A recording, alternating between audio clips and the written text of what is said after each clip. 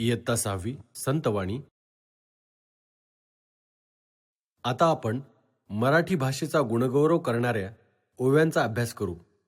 या ओव्या father Thomas Stephen's यांच्या ख्रिस्त पुराण या ग्रंथातून घेतलेल्या आहेत. पोर्तुगीज लोक 15व्या शतकात भारतात आले.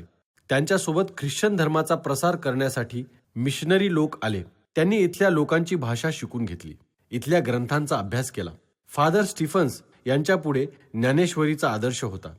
त्यांनी ज्ञानेश्वरीत वापरलेले 3.5 चरणी ओवी हे वृत्त वापरून हिंदूंच्या अग्निपुराण, गरुड पुराण या ग्रंथांसारखी ख्रिस्त पुराण या ग्रंथाची रचना केली. ज्ञानेश्वरीत ज्ञानेश्वरांनी मराठी भाषेची थोरवी वर्णन केली आहे, तशीच फादर स्टीफन्स यांनीही या ग्रंथात सांगितली आहे. मुलांनो, त्या काळात आजच्यासारख्या भाषा शिकण्याच्या सोयी नसताना परकीय भाषा शिकून त्यात त्यांनी किती सुंदर रचना केली आहे पहा. आता आपण या ओव्या आधी वाचूया.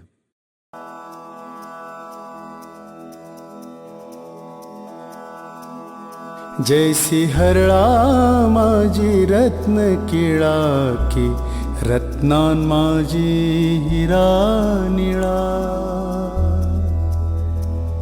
जैसी हरळा माझी रत्न किळा की रत्नान माझी हिरा निळा.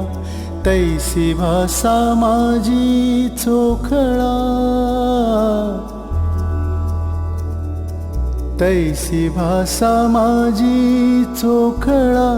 भाषा मराठी, भाषा मराठी.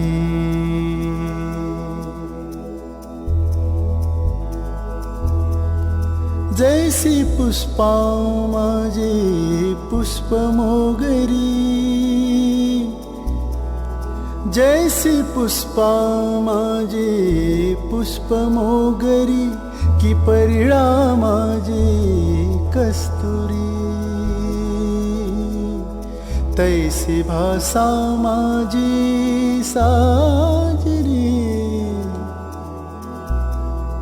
तैसी भाषा माझी साजरी. मराठिया,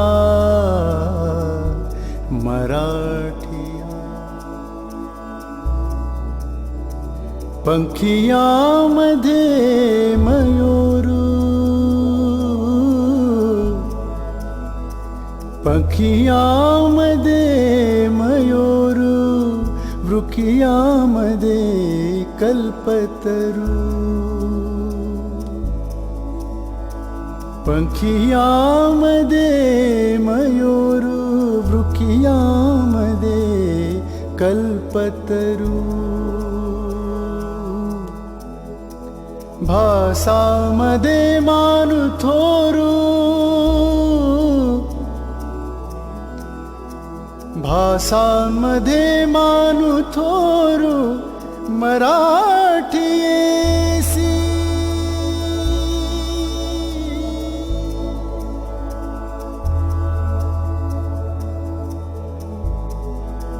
तारांमध्ये 12 राशी,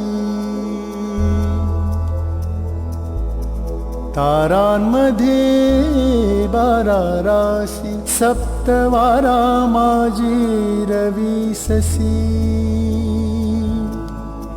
या दीपीचे आभासामध्ये तैसी बोली मराठिया. जैसी हरळा माझी रत्न किळा की रत्नान माझी हिरा निळा.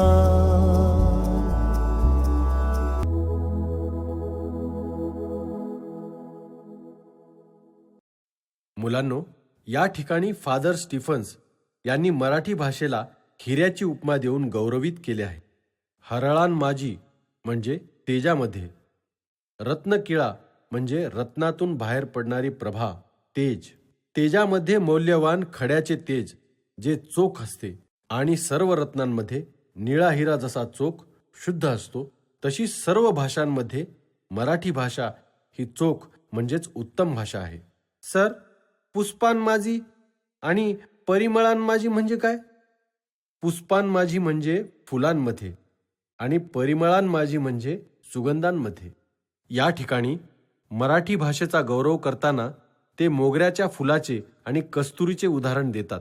फादर थॉमस स्टीफन्स म्हणतात, ज्याप्रमाणे फुलांमध्ये मोगऱ्याचे फूल श्रेष्ठ असते, सुगंधांमध्येही कस्तुरीचा सुगंध जसा श्रेष्ठ असतो, तशीच मराठी भाषा ही देखील खूप सुंदर आहे.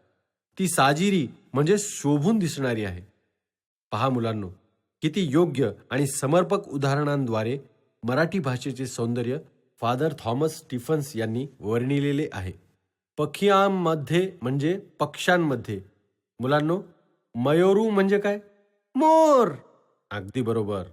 येथे फादर थॉमस स्टीफन्स म्हणतात, ज्याप्रमाणे पक्ष्यांमध्ये मोर हा अतिशय थोर आहे, तसेच वृक्षियांमध्ये म्हणजेच वृक्षांमध्ये कल्पतरूचे झाड थोर आहे.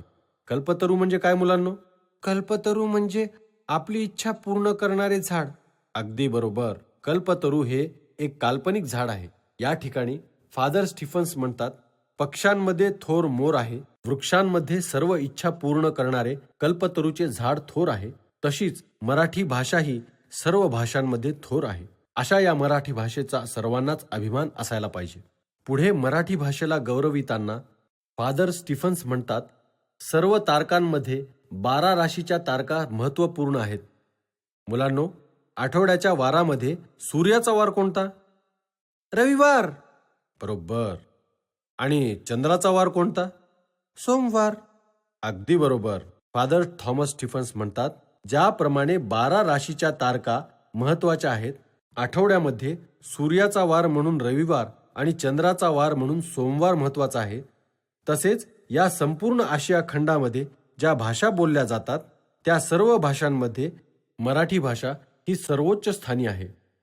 मुलांनो, आपली मराठी भाषा खरंच खूप सुंदर आहे आणि महान आहे. म्हणूनच ती एका परक्या माणसालाही चोख, साजिरी आणि थोर वाटली. अशा प्रकारे आपण संतवाणीमध्ये संत बहिणाबाई, संत निर्मळा यांची भक्तीची ओढ अभंगातून पाहिली. तर मराठी भाषेचा गुणगौरव फादर थॉमस स्टीफन्स यांच्या ओव्यांमधून अभ्यासला आहे.